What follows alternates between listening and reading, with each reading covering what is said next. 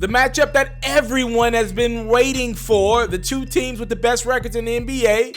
Both coming in at 24-4. The Milwaukee Bucks hosting the Los Angeles Lakers. Who set the tone early? It was Giannis. The Greek Freak let LeBron know, I'm the king now, maybe.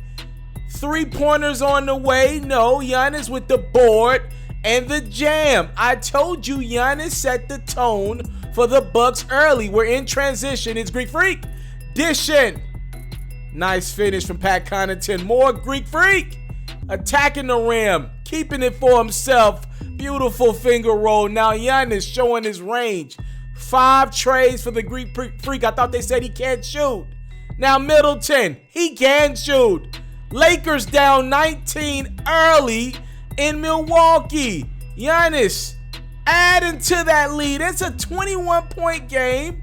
Lakers would go into the locker room, regroup, come out in the third quarter, firing. LeBron drills the 3. He really struggled in the first half, had 4 turnovers. He gets that 3 to go. Now this dish inside to Anthony Davis. LeBron, triple-double, 21, 12, and 11. But the guy that brought the Lakers back in the third was AD. 15 points in the third alone, 36 for the game. It was all about AD in the third. Giannis would get in foul trouble and have to sit part of the fourth. The Lakers didn't take advantage. The Greek Freak did. He drills the 3. Now barbecue chicken in the post. Danny Green can't do nothing with him. Lakers trying to give it one last hoorah. Big play from Anthony Davis to contest Giannis. He gets out, cherry picks, and jams it home on the Greek Freak. What a dunk by these two MVP candidates. But the Bucks would get the last laugh. LeBron, another turnover. It just wasn't his night offensively. Wesley Matthews really played a good game. And the Bucks, they win this one 111-104. Greek Freak finishes with 34 and 11. I thought Giannis Antetokounmpo hit the Los Angeles Lakers in the mouth. Anthony Davis had a really good second half. But when it really mattered in that first, second quarter, LeBron nor AD were anywhere to be found. They both struggled in the first half. You know, I'm looking at this Lakers team, and I don't get me wrong, LeBron's having an incredible year 17. But if I'm judging him on the GOAT standard, if he still believes he's the best in the game, in some of these big games, I'd say maybe outside of the Dallas game, LeBron was A1 when the Lakers were at Dallas. So the first matchup between the Lakers and Mavs. Outside of that game, in some of these big-time matchups, I really have not loved LeBron James. I didn't like him the other night against the Pacers, a really good team. I didn't like him necessarily against the Miami Heat. He stepped up in the second half of that one. He had a terrible first half. I think he had like 7 or 8 turnovers in the first half against the Miami Heat. I didn't like him against the Clippers on opening night. I have not loved LeBron in some of these big games. Just the overall mentality, just passive-aggressive, turning the basketball over, indecisive. And some of these stars around the league, they've really hit the Lakers in the mouth. They only got 5 losses. But, I mean, you've lost to the teams that we believe are going to be around.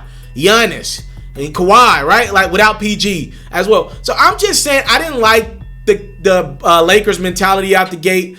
I thought AD was okay in the first half. They put AD on Giannis. Giannis got to the basket. I don't know if the Lakers are going to be able to do that come playoff time. And I think the biggest thing, if you're a Laker fan, that you should be concerned about is, what is going on with Kyle Kuzma?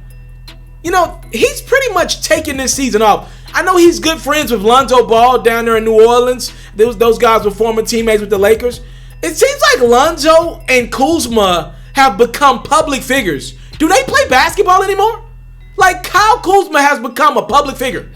That's the running joke me and my friends have, on your Instagram page. When you think you're popular enough, when you really don't do anything, but you think you do everything, you can put your in your bio that you're a public figure.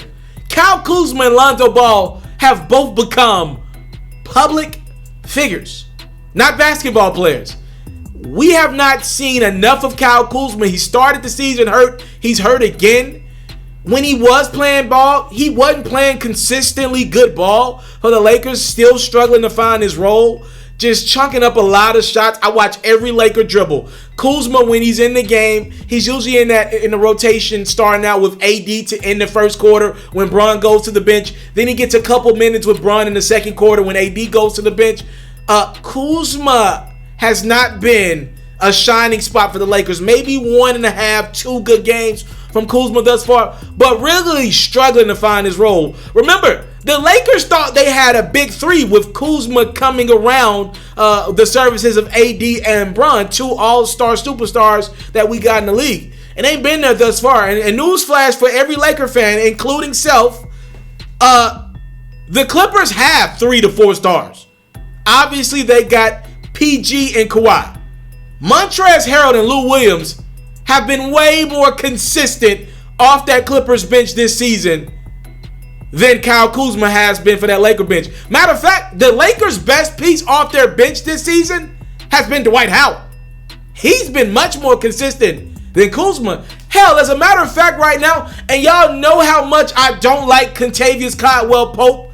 As of right now, Caldwell-Pope is playing much better ball than Kuzma. He's really straightened his act up after that abysmal start to the season. Lakers, I think, maybe need to go out and get a point guard. Maybe even look into trading Kuzma. Not 100% sure. I thought Giannis and the Bucks really came out, and they've done this. They did this against the Clippers. They really came out and hit the Lakers in the mouth, just like they hit the Clippers. Look, we know what happened to the Bucks last year. Kawhi locked Giannis up. And Giannis hasn't forgotten about it. As a matter of fact, not only has he not forgotten about it, he thought about it every day since his team lost in the Eastern Conference Finals last year. Every moment of this offseason has been thinking about, can I get revenge on the Clippers? They're saying the Lakers are better than us. He's been wanting revenge, and the Bucks have come out to an incredible start. They just lost their 17-game winning streak a game ago, and I love the mentality of this Bucks team. And it's not just Giannis. The whole team is focused. Middleton, Bledsoe, I know he's out right now with injury. The whole team is focused, on a mission to get to the finals. Look, this summer, LeBron was shooting movies. Kawhi was shooting commercials. Anthony Davis was promoting NBA 2K. Giannis was working on his game. And that has made all the difference. Bucks, I don't care what that score says. I know it was only a 7-point game. That game was not that close. And Giannis was in foul trouble. Good game to watch.